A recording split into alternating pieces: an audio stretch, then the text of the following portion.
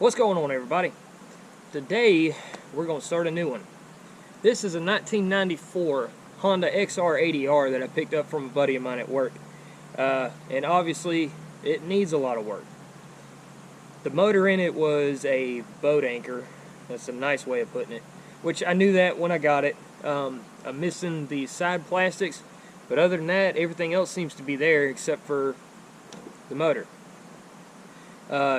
I thought about rebuilding the engine, but it's just going to cost more to fix it than I want to dump into it.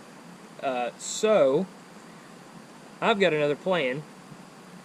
I've got a different motor that we're going to throw in here. It's a little different. It's not a 212. It's well, let me just show you. Alright, so what we have here is a pit bike engine, but it's not just any pit bike engine. It is a Piranha 140. I know I could 212 it, I could, I could even 420 it. I've probably got enough room to do it, but who wants to ride a dirt bike without gears? First things first, we've got to make an engine cradle that'll connect here, here, and here. It's going to be a lot of work, so let's get after it.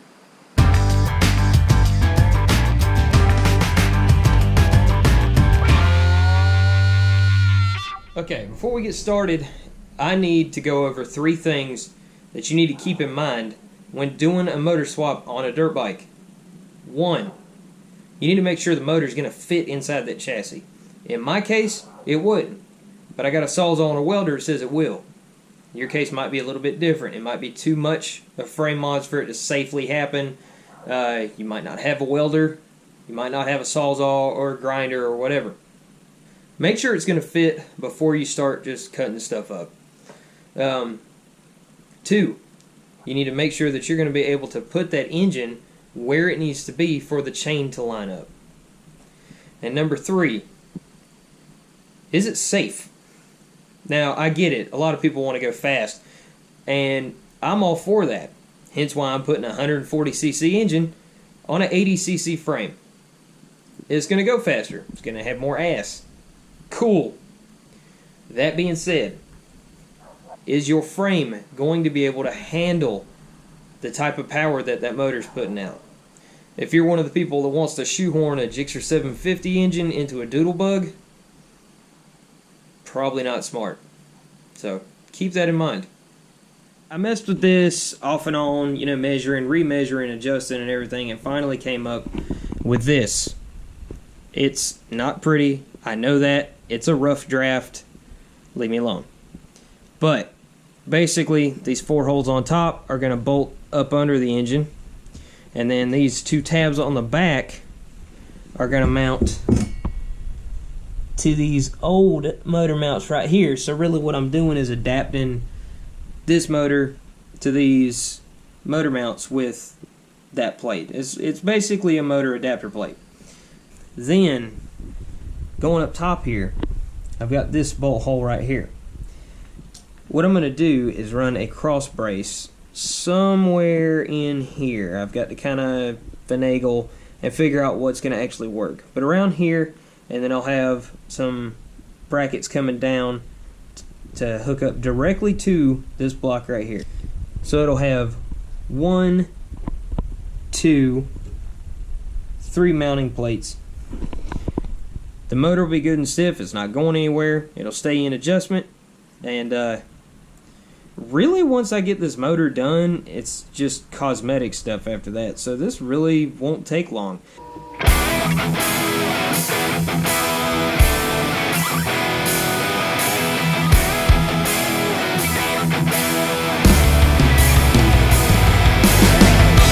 Alright, so I've been trying to figure out exactly how I'm going to tie this to this. I want to stiffen this area up. I don't want just this down tube being the only means of support for this, because that's a lot of flex for this area. So what I came up with, now follow me here.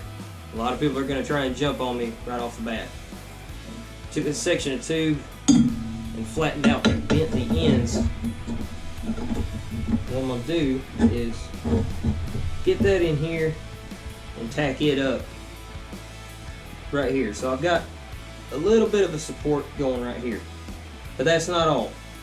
Then I'm going to put some support plates here and here. That way it's all braced up, it's good and stiff, and won't have to worry about frame flex. So here we go.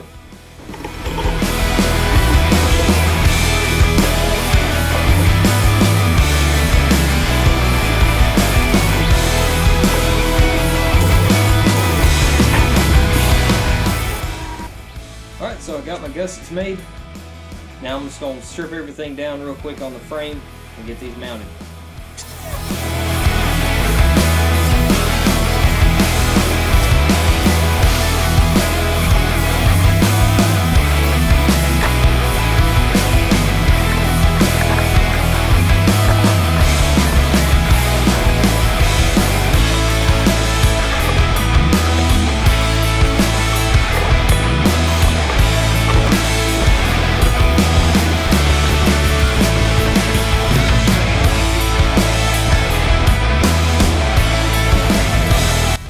Alright, so for the top engine mounts, I had to fool around with it.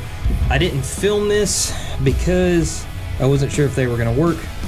This is a 1 inch by 1/4 inch flat bar. And what I've done is I drilled a hole in one end of it to mount up with the top bolts here. And I had to bend them. They're not perfect because the actual mounting hole on the engine is a little off center. But put them in a vise, hit them with a hammer a few times, and we'll see how they mount up.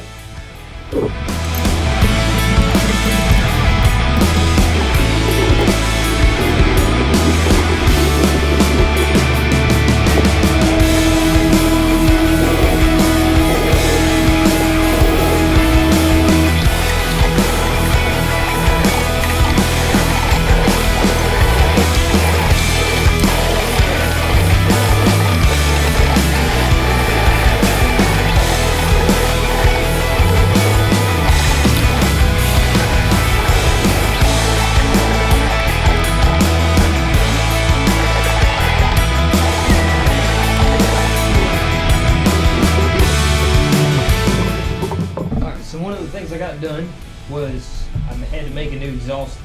The old exhaust with the old motor was too short. This motor is actually further out than the stock XR80 engine was. So what I did was I found a pit bike exhaust and cut it down and mated it up with the original XR80 exhaust. I got lucky and it lined up exactly like it was supposed to, so that's cool, and it worked out.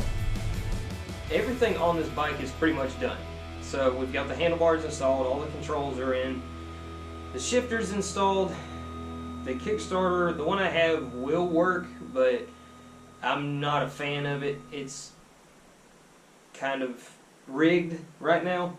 I'm going to end up ordering another OEM one. The only thing that's holding us back right now is the fuel valve on the bottom of the gas tank. It leaks bad. And it's not one of those that you can open up and replace an O-ring or something like that. So I've got a new one ordered. I'm just going to have to wait for it to come in along with the shifter. Other than that, mechanically we're ready to roll. I just can't get fuel to it.